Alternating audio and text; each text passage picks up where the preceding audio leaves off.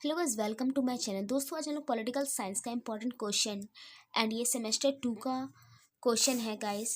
स्वतंत्रता का अर्थ, परिभाषा और प्रकारों का वर्णन करेंगे दोस्तों आज चैनल पर नए आए हो तो प्लीज़ चैनल को सब्सक्राइब करें, वीडियो को लाइक करें, ज़्यादा शेयर करें। तो आई गाइस, पहले हम लोग जानते हैं स्वतंत्रता के बारे में। स्वतंत्रता क्या है और इसे कैसे परिभाषित किया गया है, ठीक है। तो गाइस, स्वतंत्रता एक ऐसी अवधारणा है, यानी एक ऐसा कॉन्सेप्ट है जिसका अर्थ है कि व्यक्ति अपने विचारों, अपने भावनाओं, कार्यों को व्यक्त करने की उसे पूरी स्वतंत्रता होनी चाहिए, ठीक है। बिना किसी बाहरी दबाव के, ठीक है, बिना किसी बाहरी दबाव या हस्तक्षेप के। यह एक मौलिक अधिकार है, ठीक है, मौलिक मानव अधिकार है। हर मानव को यह अधिकार है, चाहे वो किसी भी जाति से बिलोंग करता हो, किसी भी लिंग का हो, ठीक है, स्त्री, पुरुष या अदर जेंडर, ठीक है।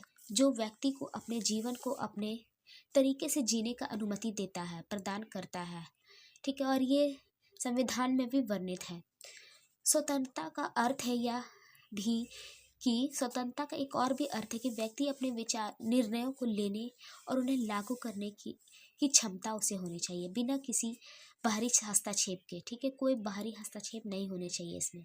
यह एक ऐसी स्थिति है, यानी कंडीशन है, जहाँ व्यक्ति अपने विचारों को व्यक्त करने की स्वतंत्रता होता है, उसे पूरा फ्रीडम होता है, ठीक है।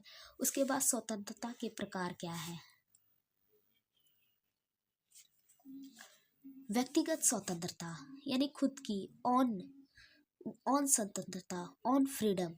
व्यक्ति को अपने जीवन, विचार, भावनाओं और व्यक्ति अपने विकल्पों को स्वतंत्र रूप से चुनने का अधिकार है। उसे उसे अपने जीवन अपने तरीके से जीने का अधिकार है, विचार प्रकट करने का अधिकार है, अपने भावनाओं को प्रकट करने का अधिकार है, ठीक है, अपने कार्य को करने का अधिकार है, अपने धर्म को चुनने का अधिकार है, अपने धर्म का प्रचार करने का अधिकार है, ठीक है। राजनीतिक स्वतंत्रता। राजनीतिक स्वतंत्रता क्या? सरकार और नीति निर्माण, सरकार के नीति निर्माण, पॉलिसी जो होते हैं उसमें भागीदारी का अधिकार, जैसे मतदान का अधिकार हर किसी को है ना।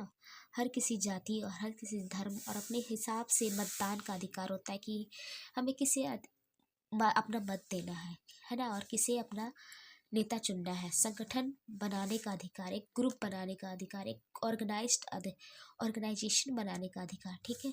आर्थिक स्वतंत्रता यानी इकोनॉमिकल फ्रीडम।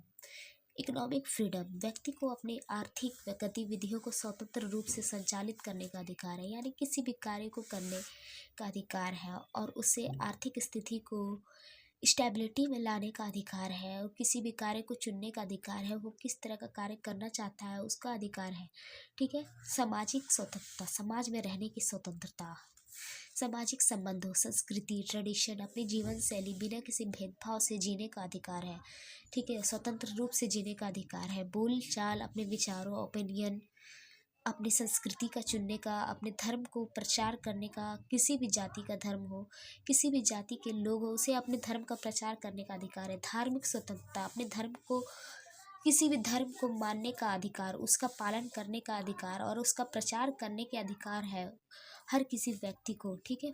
फुल फ्रीडम है, फुल स्वतंत्रता है। बौद्धिक स्वतंत्रता, विचार, शोध और ज्ञान को स्वतंत्र रूप से प्राप्त करने का अधिकार है, ठीक है। कोई भी व्यक्ति, कोई भी इंसान ज्ञान को अर्जित कर सकता है या ज्ञान को प्राप्त कर सकता है, ठीक है। कोई मतलब ऊंच नीच भेदभाव नहीं है इसमें कि आप छोटे जाति के हो तो आप ज्ञान प्राप्त नहीं कर सकते, ठीक है। ऐसा कोई बात नहीं है करने का।